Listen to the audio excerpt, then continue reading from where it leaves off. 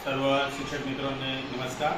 આજે આપણે જ્ઞાનકુંજ પ્રોજેક્ટરમાં બે પ્રોજેક્ટર કેવી રીતે જોઈન્ટ કરાવી શકે એ વ્હાઇટ બોર્ડ આપણે કેવી રીતે જોઈન્ટ કરાવી શકાય એના વિશે હું સમજાવીશ। તો સૌથી પહેલાં આપણે આ જે પ્રોજેક્ટર છે એમાં વ્હાઇટ બોર્ડમાં જઈશું। વ્હાઇટ બોર્ડમાં મેનુમાં જઈશું, કેલિબ્રેશન મોડમાં જઈશું। અહીં આપણને એક આઈડી આપેલો છે, રિમોટ આઈપી એડ્રેસ। આ જે આઈપી એડ્રેસ છે એ આઈપી એડ્રેસના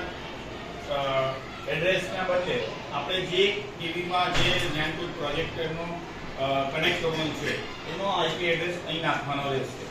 તો આપણે જોઈશું કે પહેલા બીજા પ્રોજેક્ટરમાં આઈપી એડ્રેસ શું છે।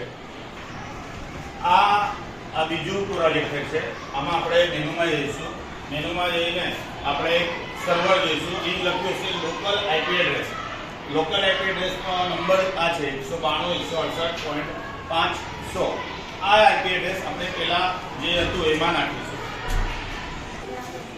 હવે પહેલાનો જે આઈપી એડ્રેસ છે આપણે અહીં નાખીશું, અહીં ક્લિક કરીશું અને અહીંથી આપણે આઈપી એડ્રેસ જે છે 192.168.5 અને 100 અહીંથી ડન કરીને કનેક્ટ કરવાનું રહેશે।